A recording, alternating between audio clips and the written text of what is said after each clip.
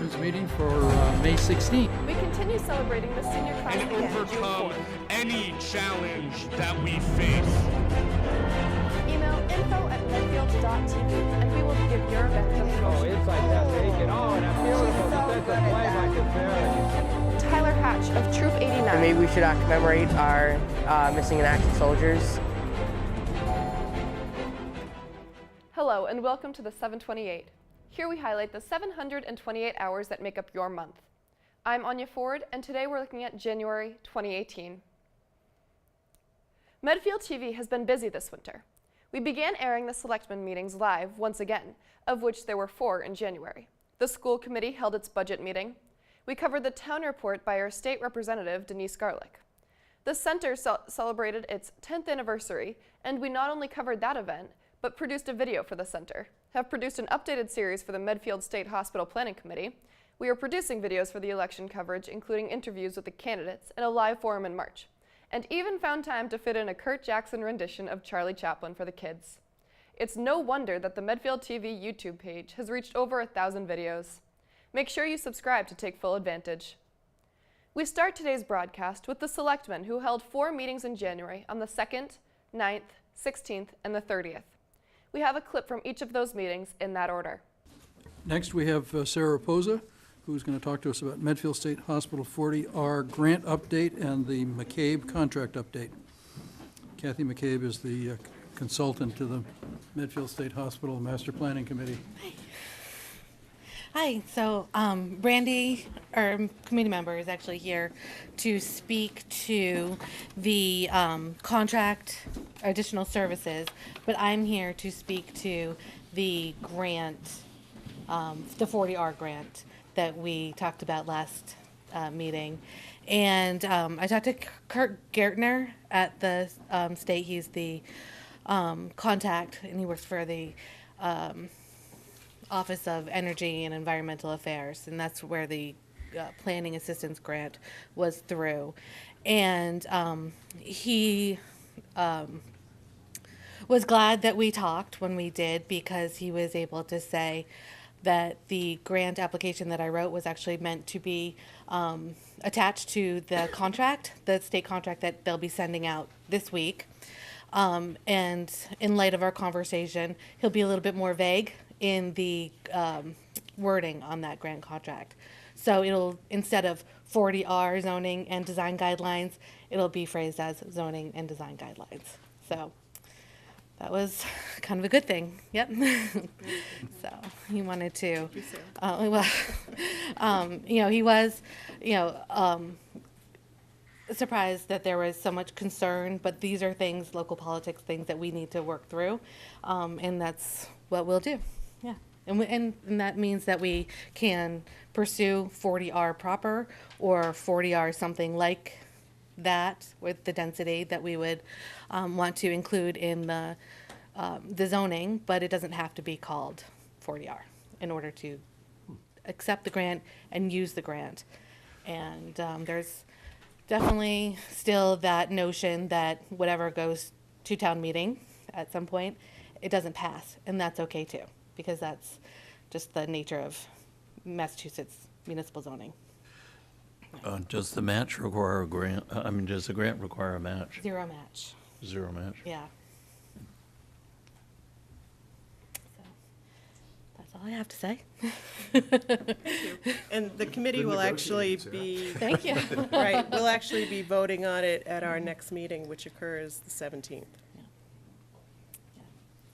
Voting to accept it formally. Yeah. Oh, no, it actually comes to Do they need to? the Board of Selectmen at your next meeting. So we'll get the draft contract this week, make sure that all of the references to 40R are not as prominent as they were in the title of our grant application. But it will be something that the Selectmen will need to formally accept at your next meeting. For what it's worth, the issue wasn't, if he came away with the impression that there's a lot of agitation over 40R, the real question was, what is it we're obligated to do? Mm-hmm. And if we don't, is the town backing up this contract that you're going to use this grant to fund? And it sounds like the answer is no. You've got the grant, so. Yeah. That's great. I'm going to show two concept plans tonight, and the two concepts they overlap in a lot of different ways. And so our initial application, even from the first to 200 to 183 to 95, had a project on the north and a project on the south. And so immediately it seemed that the project in the south, which was our 25 townhouse units, was not going to be acceptable, and we were going to create issues by pursuing it. So we elected to drop that project and only go for a project on the north. And then with the north project, we also dropped 39 Dale, which was a 1/4 acre site. So the entire project now, everything we're proposing is based on 41 Dale Street, and that's at just under a 3 acre site. The two concepts, there's the same unit count, it's 36 units total on the project. One of the schemes is all rental, meaning that all 36 units would count towards the SHI for Medfield, and the other is 12 for sale units with 24 rental units. Everything is in traditional New England style. Nothing contemporary, nothing out of sorts. Everything is consistent with what Medfield currently has. Again, on the back of those meetings, especially the MRAH, we pulled the entrance as far away as we could from the North Meadows and Dale Street, knowing what kind of issues that was seeming to create and the fears around traffic. So what we're showing now is about I think it's just around 500 feet from that junction. So it's a long way away. Hopefully that only even with the worst backing up, it wouldn't present an issue. And then when it comes to the parking, we have a 1.7 spaces per unit, which we're hoping is that kind of acceptable level that Medfield would need. And then like the previous plans, we're trying to hide all the parking within the two units. Within the two concepts. And so for the first concept I'll go over is the 12 sales and 24 rental. On the back of the last meeting with the MRAH and the Allendale residents, this was by far and away the preference. You'll see in the plans that there's less of a buffer between the actual for sale homes and the Allendale residents, but I think just the appeal of having a for sale element there, the cottage style homes was more attractive than having that additional buffer. And so what we're showing is 24 rentals lining North Meadows Road. So John Winslow unfortunately can't be here tonight. He has designed many of these around New England, and they are 6-unit blocks. These are totally, we can play with these, and they become less blocks with larger unit counts. But essentially it's 4 apartments in the interior of the block and then townhouses on the end. And all the design can vary, so it's not going to be 4 carbon copy blocks of homes. You can have changes in elevation, changes in finishes, changes in colours, so it will not just be cookie cutters of the same units. And then when you go back to the rear of the site, you're then looking at the 12 for sale homes. So it's going to be 2 separate car parking lots. This is actually a slightly different plan we presented the MRH last time, because we had shown it, and actually have it, we can talk it through if we want at the end. We had shown almost like 2 separate projects, with the rental element being entered by North Meadows and the for sale element coming through Joseph Pace, but there was that was not really, it didn't seem acceptable to the Allendale residents. And one of the things we tried to preserve here, so now we have all of the entrances coming up North Meadows, and the Joseph Pace access is only emergency. So in the event of emergency, someone's coming through there, but it will be fenced. We're looking at privacy gates to try and eliminate any kind of foot traffic as well as vehicle traffic, just to preserve that kind of the quietness of what Joseph Pace is today. And so we're starting, our first appointment tonight is with Olivia Price and Sophia Seltzer, Lake Middle School 8th graders, proposal for a kids PMC ride in June of 2018. Welcome, ladies. Thank you for coming. Absolutely. Thanks for having a proposal. Sounds exciting. Hi, my name's Olivia Price, I'm Sophia Slesser. and we're both from 8th grade in Blake Middle School. We're both members of the ADL and Blake Community Service Club. Can you just tell me what ADL is? ADL is the Anti-Defamation League, Okay, great. so it's a big thing in our school. Yep, good. So we're here to try and get permission to have the kids PMC in Medfield. The PMC is very close to my heart. I've rode both kids PMCs that were held in Medfield, and I also helped my mom coordinate them. PMC is close to my heart because my dad has been riding them for 10 years and is still riding them today. He's been diagnosed with multiple myeloma when I was 3. Sorry. And Sophia's also rode as well. Yeah. And like the kids PMC has started in Medfield, so we kind of want to bring it back to keep tradition. So the plan for this whole event would be just similar to the previous years, a course around both the middle school and high school for all ages, just a kind of like a ride so they can go in between the buildings and be there with their friends, including a tot lot, what they've done in past years in one of the like teacher parking lots for younger kids. We were hoping to hold the event on June 9th, and according to things we could find online, there seems to be no conflicts. And we'd also want to get sponsors. We're planning on talking to Memo about finding sponsors and donations. And from previous years, we've learned that PMC will give us a lot of like decorations and T-shirts and stuff like that. So we want to try and get kids at a young age involved with the Kids PMC because it's a great thing to like learn about and stuff like that. It's also about spreading awareness of cancer research and funding. Yeah, especially to like younger kids, so as they grow up, they can get more involved. And it's a great way to kick off summer as well. It's a nice little fun ride for everyone. Yeah, that's it. That is an excellent presentation. Thank you so much. I have a real clear idea of what you're doing now, and I want to commend you for the quality of your presentation. That was great. Not always easy to get up in front of people and tell about what you're doing, but any questions? I have no questions. I thought it was a good presentation, too. How far did they have to drive? How did the kids, not the tots, but how far did the kids ride? Well, the course would be around like the middle school and high school, and they can go as many times as they want. So it's not necessarily a race, but just kind of like to be able to ride around with your friends. Okay. So it could be, you could ask for sponsors for each time you go around, maybe. Mm-hmm. So the more times you go around, the more money you earn for the PMC. Mm-hmm. Yeah. Is that the week before graduation? I know graduation is around It's the week after graduation and the week before school ends. Oh, okay. So technically, I know that we don't have any control over the school property. Are you asking us to support this, or just to, I guess we should probably just support it, sure. Sure, we can move whatever authority we have, we will. Even though it's not our school property. We will grant it with enthusiasm. So I move that we support the Kids PMC ride on June 9th, and carries with it, I assume, permission for signage and whatnot. We do control some sign locations. Yes, so good. Sign locations. We can be part of it. You are welcome to them. And Olivia and Sophia came in last week and met with Chief Bob Meany and good. got his approval on the project as well. Excellent. Yeah, we plan on asking, or kind of just like letting our principal at our school and maybe the high school principal know as well. Mm-hmm. Yeah, I would maybe even ask their permission. Yeah. Oh, that's great. Thank you guys for doing this. This is wonderful. So, Second. Second? Yes. All those in favor? Aye. Yep. Thank you. Thank you. Thank you for Great doing job. it. January 30, 2018 meeting of the Medfield Board of Selectmen, the alternative to the State of the Union. Thank you for all coming.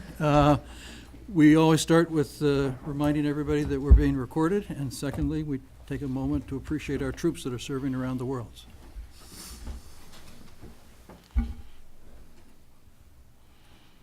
Thank you. So tonight is the time to hear from the Medfield State Hospital Master Planning Committee.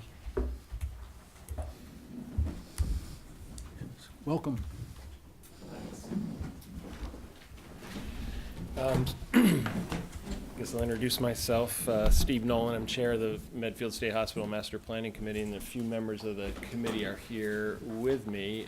Brandy Morris, Gil Rogers, Randy Clark, Lucille, who is one of our resource members. Bill is also a resource member, and John Harney also a resource member. So, and Jean Minnie, sorry. Jean's also a resource member. I think I got everybody, at least everybody who's official. And we have a number of other people here who've come to a lot of our meetings and contributed. So tonight, the purpose of tonight is sort of to bring you a little bit up to speed. Some of you have been at some of our meetings, and this may be a bit of a repeat for you, but we have put together a tentative, I guess we call it a preferred scenario, and I think hopefully you all got a copy of it. I think we sent it in, and hopefully it was distributed to you. So it kind of lays out the where we currently stand, excuse me, on the redevelopment of the core campus as well as Lot 3 and the Hinckley property. So I thought as a starting point, I'd just kind of give you a broad brush overview of it. The principal focus of the reuse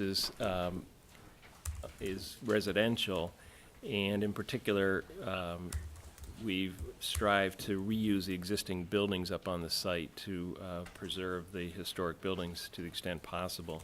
So if you look at the map of the draft preferred scenario, you'll see that on the right-hand side, we've scheduled that for an assisted living, continuing care, retirement community, or independent living. It's not entirely locked down because that may evolve as the plan is implemented.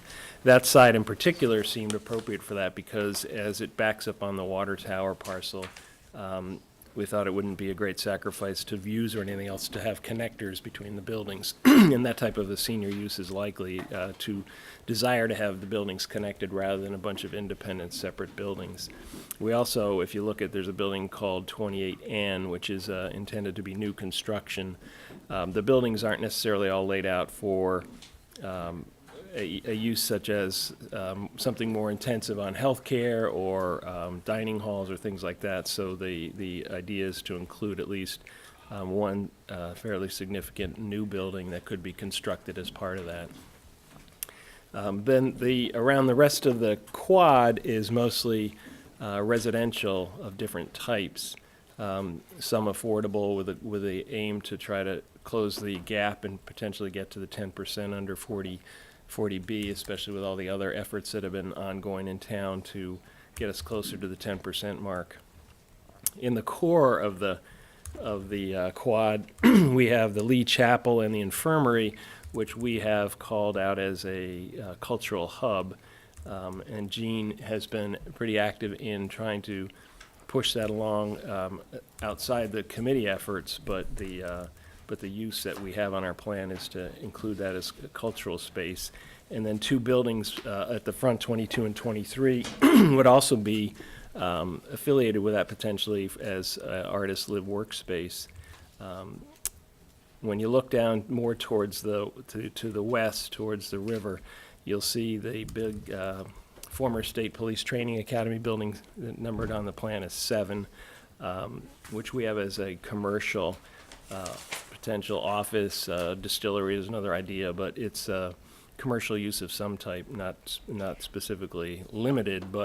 And then building 2 on that side, we have slated for an inn, restaurant, wellness facility.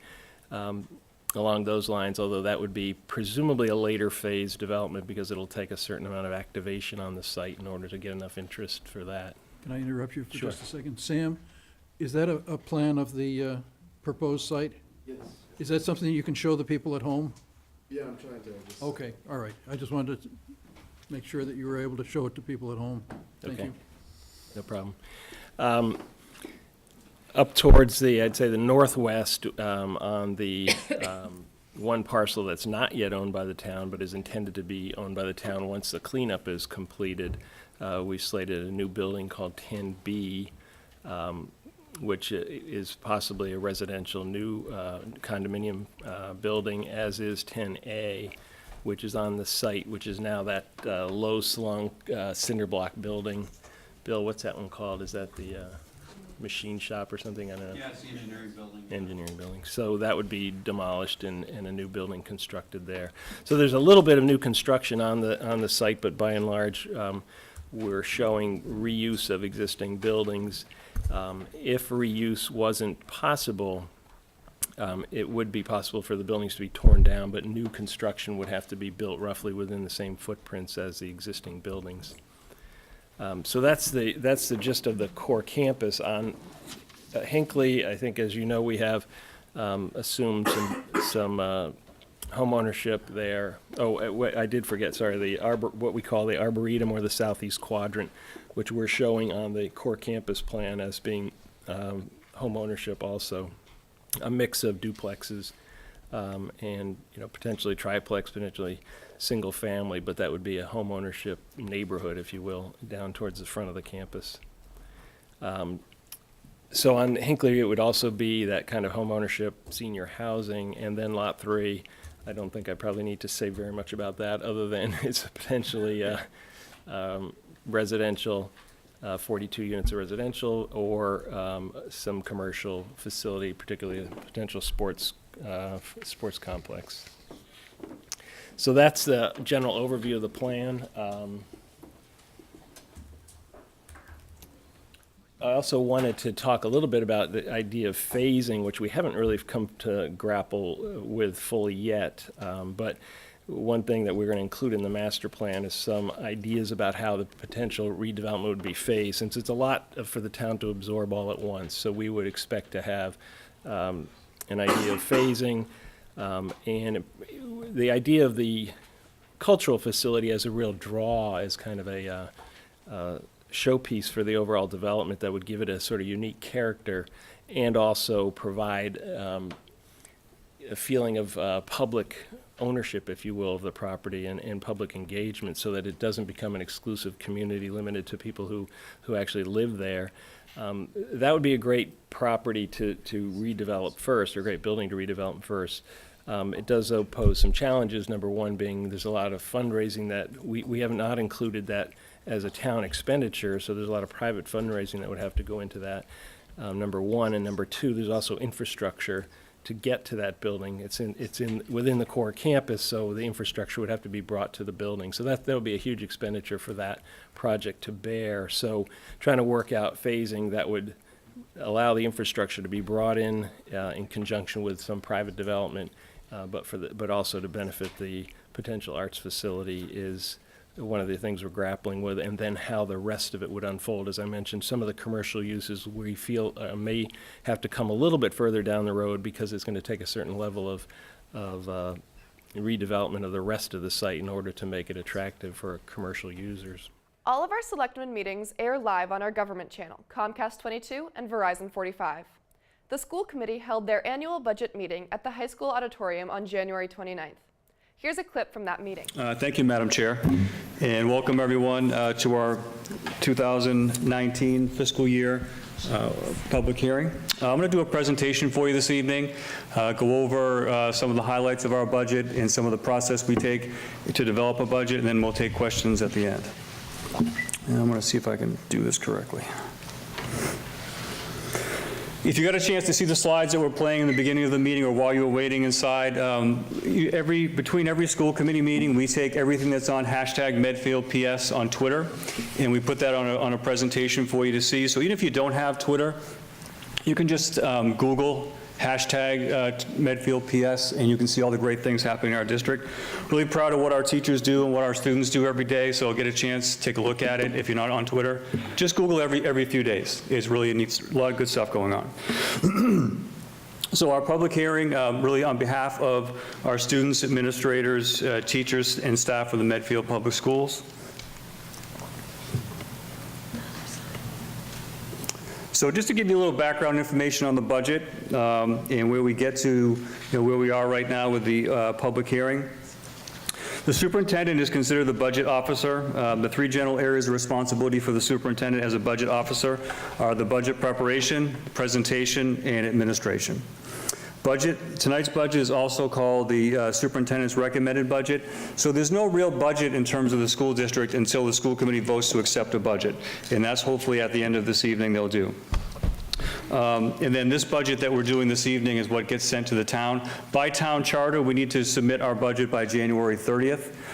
So once we typically have our public hearing, it's voted on, we submit that to the town the next day. Just some important terms as we go through, especially if you haven't been to one of these budget hearings before. These are the terms that will come up again and again. Chapter 70 is an important one. That's the money that the state earmarks each year for education. And you'll see as we go through the slides that Medfield gets a little over $6 million typically in Chapter 70 funds. Circuit breaker is something that the state puts together to reimburse us for special education costs. Each year, they set a threshold, and that threshold changes. It's typically around $40,000. So anytime the district spends over $40,000 a year on a particular student in special education, we're eligible for reimbursement. Typically, that is around 70 to 75% reimbursement of the total cost. And every district in the state last year budgeted for 75%, and then we got a letter mid-July, after the fiscal year had started, saying that we're only going to reimburse for 65%. Our school committee meetings can be seen on our education channel, Comcast 12 and Verizon 36, or on our YouTube page at your convenience. Another big meeting in Medfield we covered was the town report by our state representative Denise Garlick. She put on a presentation at the Public Safety Building on January 25th. Here's a small portion of that clip. We have to build these units. On the Dale Street project that Mike told you about, many people, I was a member of a team that was working on that issue. Many people worked on that issue. There was great leadership from the town, incredible energy from the neighborhood group. My job was to work with the state agency, which was the Mass Housing, and I did that in a manner that I would like to think was very thoughtful, very deliberate, very well informed, dotted every I, crossed every T, and developed a relationship of trust. And so for my position, I think that that was helpful, but in no way do I in any way want to say that it was the team effort that made all the difference. Medfield mounted an incredible team on that issue, and we saw a benefit on that. And I'm going to ask you just to back up after that slide. And I want to talk about the issue around the planning for older adults that I am constantly available for, have legislation pending on developing a commission for older adults that we can think in new and different ways. Roads and bridges, we know we are working diligently on the issue of the West Street Bridge repairs. The town is working with the state on that. And the issue related to Route 27, I was in the office very early in the morning when a Medfield constituent called, and I'm not sure that she was planning to hear my voice, but in our conversation she talked about her concern about how dangerous the intersection is down on Route 27, and that certainly has been backed up by the data from the town, and it is actually classified as one of the 200 most dangerous intersections. There's 200 dangerous intersections in the Commonwealth. That is one of them. We've received great information from the Medfield Department of Public Works. I have attached a cover letter to that, and we are dealing with the Department of Transportation in setting up a meeting to see if we can prioritize the work on that area. The school construction, all of the credit goes over here to our superintendent, but I receive information from the MSBA on the funding, and I will get updates, and there will be a constant flow of information related to that. Mental health, substance use, and recovery. I am trying to, one of the things that is beneficial is that as the chair of the Joint Committee on Mental Health, Substance Use, and Recovery, I have access to a lot of information, a lot of new and innovative ways that we're thinking about things, many partnerships at the state level. I don't want to leave that information in my office at the State House. I want to bring that home to the people that I represent so that they share in that information with me, and it makes a difference to them that I have that position. In the fall, we had a forum called Right Information, Right Time, and it was publicized thanks to the work of Carol Reed in Medfield as well. We held it in Needham, but it was held in Medfield. We all know that there is an effort in this town around suicide prevention. In my time in Needham, I was the co-founder and chair of the Needham Coalition on Suicide Prevention.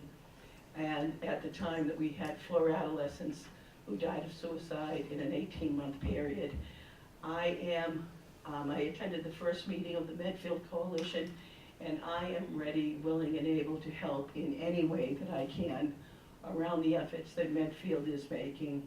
And I have actually discussed with our chief if there is some way that we can mobilize some state monies as I look forward to the budget in the month of April. The House of Representatives will present their budget in a way that could be helpful on that situation and with those issues. That presentation is not yet airing on our station, but if you subscribe to our YouTube channel, you'll get an update as soon as it's available. We celebrated an anniversary this month as the center turned 10 years old. We covered the event, but also produced a video highlighting all the great things the Council on Aging offers our residents. Here's the video we produced. My name is Roberta Lynch. I'm director of the Medfield Council on Aging, and I am starting my 17th year here in Medfield. So this center actually opened up January 7th, 2008. That was the day that we actually started our programs here and services out of this building. A variety of different exercise programs, yoga, Tai Chi. Because everyone knows that exercise is so important as you age. We offer classes on art, opportunities to join each other playing a friendly game of cards. I happen to be a very avid card player, and we have all kinds of different card games going on at different times during the week. And when we opened, we had 337 people that participated at the Council on Aging. Now, 10 years later, we have 922 people that actively participate right here in this building. And the suppers that we have during the month are a great opportunity to socialize, get to know some of our friends here. And then during the summertime, there's always the barbecues that take place once a month. Again, another opportunity to socialize with each other and just get caught up on people's different lives. I've gone on many of the trips, some overnight trips, some just day trips, but the center is always sponsoring trips for seniors to different places. I think the center is special for a few different reasons. One, it provides our senior population an opportunity to come down and socialize with others.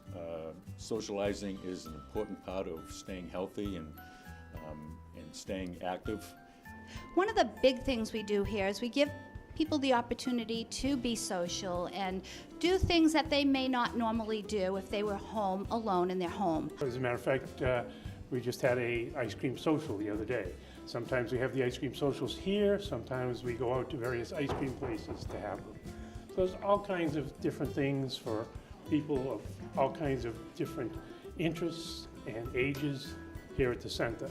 So a lot of people, I believe, don't know what the Council on Aging does. And you really don't know until you have a need or or there's a question about an aging parent, or you're approaching 65 and you need information on Medicare. But the Council on Aging does so many things. We first and foremost are a source of information for people as they age, because we know that aging presents many challenges and many losses, which is problems for people. You have loss of ambulation, you have loss of vision, you have loss of hearing, you may have loss of a loved one. There's so many things that happen as we grow older. But growing older is a good thing, and the Council on Aging can help people grow older and have a quality of life. I think the biggest reason people come to the center is obviously the activities here and the camaraderie of all the people that you meet and interact here. So I would encourage anyone who would like to come down and take part to do so. Just come on in, ask some questions. The staff here is very receptive and friendly and willing to answer any questions, and would love to have you join us. The staff here is warm and welcoming. I've been to various other senior centers in the area, and there's none as welcoming as the center at Medfield. We offer so many services here that it's hard to even almost detail what we do because it's so vast. But people come here because it's a home away from home. It's welcoming. We have out-of-town guests here that will say this is one of the best centers around. And I believe it is one of the best centers around because we're very active. I always say that there's no age at the senior center and that I don't know anybody's age. We're all the same age when we go through the doors because we are. We just have different outside shells. And that's, I think, what makes us so unique is that the philosophy that we have here at this senior center, or center, whichever way you want to say it, we just want to enjoy our lives, have a quality life, have the resources around us and near us so that when we have a problem, when we have a challenge of getting older, we're able to handle that challenge and still live comfortably and safely and with quality. Medfield TV has been collaborating with the Medfield State Hospital Planning Committee for years now and has produced a series called Our Town, Our Land, Our Future, which highlights all the great work that organization is doing for our town regarding that property. Medfield TV is producing a 5-part series that is updating our residents on all the information they need. Every Thursday at 7 p.m. starting February 15th on our public channel, Comcast 8 and Verizon 47. Here's a preview of the first episode in that series. Fisher and I started a series of videos, Our Town, Our Land, Our Future, and now we are preparing for the special town meeting to decide on the plan. In this first video, Ross Smythe and I talk about the original mandate that was given to the committee from the Board of Selectmen. Yeah, because I think there's sort of two classes, in a sense, of value for this. One is the environmental resource, aesthetic values. There's also the reality, though, of the financial and economic value. Now, this property, Medfield, of course, is an extremely valuable community to live in, and this property is undoubtedly one of the most attractive, prettiest areas in Medfield, and a very, very valuable site. Yeah. And one of the things that I think many of us think, and that's one of the goals here, one of the objectives, is housing. And housing is very complicated because there's many different types of demographic groups and segments that we're trying to address. One is, like me, probably, people that would like to downsize and get a smaller piece of property, but still may stay in Medfield. We have lots of friends here. We love the town. We love everything that's going on here. Kids here. Have kids, have here. families. So there's a lot of reasons for doing it. But one of the potentials, because this is a 90-acre lot of land with some 34 buildings on it. Some of those buildings we may be able to reuse and put into housing, can help address that question or that issue about if you're trying to downsize, or you're a senior citizen that wants to have a smaller home. It can help address that need. Also, there's a big need for affordable housing. We have certain goals for that. The property has the potential of addressing a good part of that aspect to it. And it's actually a smaller demographic than it has been in the past, because it's smaller than the baby boomer generation, and also smaller than the generation that comes after it, which is Generation Y, or what's commonly referred to as the millennials. And the millennials are those young professionals. They're just starting to generate their own households, right? So they're moving out of their families' homes, and oftentimes they're living on their own, or as couples, or with roommates, and overwhelmingly they're looking for different kinds of things than past generations have. Rather than finding a job and then living near that job, they're actually looking at communities first and looking at the quality of life of those communities. And so they're finding some place to live where they want to live, and then they're looking for jobs. They're also increasingly, they're living independently longer, right? Living on their own longer, and they also, as a result, they want smaller living spaces, right? Where they can have sort of single household living quarters. Millennials, because these are people who were born before 2000, is that why we call them millennials? Yes, exactly. They're at that age right now where they're graduating from high school, or they're into college, or they're in their 20s, and they're just starting that household formation. And one thing that's really important to understand about this shift is that they're actually a larger generation even than the baby boomers. And they are, as a result, when you look at the baby boomer generation being so large, and they're looking to downsize and move into new housing types, you look at the millennial generation being so large, and they're looking for new housing types. As a country, 90% of the new households that are being formed are single-person households. And historically, those are not the kinds of homes that we have been Two developing. videos will be released every Thursday from 7 to 8 p.m., starting February 15th on our public channel, Comcast 8 and Verizon 47. Town elections are coming up right around the corner on March 26th, and Medfield TV will once again be your video hub for all the information you need to have an informed vote. We are currently producing interviews with the candidates, and we'll have a live forum offered on Tuesday, March 13th. Here is our town election promotion video produced by 3 high school students from Medfield High School: Caroline Arcari, Peter Barrett, and Matthias Epstein.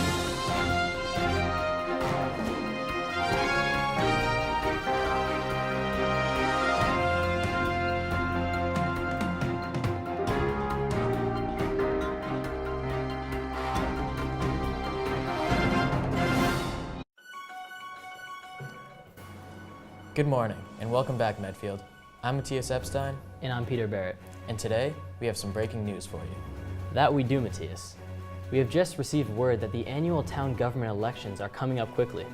Make sure you mark your calendars. The elections are on Monday, March 26th. It's very important that you go out and vote to make sure that your views are represented in town. Good point, Peter. Democracy is not a spectator sport. These elected town offices are very important, as they make decisions on how to use the town budget, provide funding for our schools, and make sure that town meetings run smoothly. Some important issues that will be discussed this year are the possible renovation of Dale Street School and how to use the state hospital land. We'll now go to Pete Hurt with the weather. Thanks, Peter. The forecast is looking promising for the upcoming election, so there's no good reason not to get out and vote. Now to Matt Heas with the traffic report. Thanks, Pete.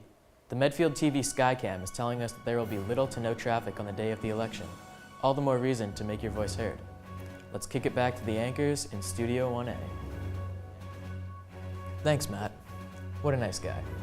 Now, Peter, what would you say the most important thing for our viewers to take away from this breaking news is? The elections are on Monday, March 26th, the polls close at 8, and every single vote counts. I'm Peter Barrett. And I'm Matthias Epstein, signing off. Remember to vote March 26th at the Center from 6 a.m. to 8 p.m. And finally, we have one of our favorite events to cover, a Kurt Jackson presentation at the Medfield Memorial Library. In this episode, he does his very best impression of Charlie Chaplin. Here's a clip from the show.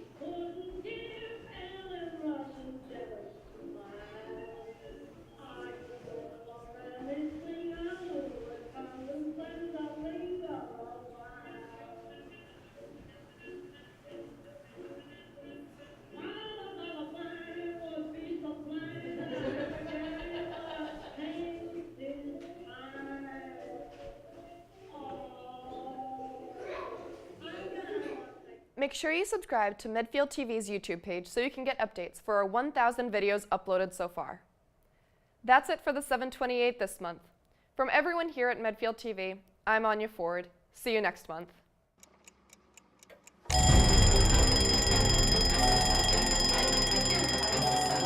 Board of Selectmen's meeting for May 16th. We continue celebrating the senior class And again overcome any challenge that we face. Email info@medfield.tv, and we will give your event the promotion. It's like that naked. Oh, and that beautiful defensive play by Contreras. Tyler Hatch of Troop 89. And maybe we should commemorate our missing in action soldiers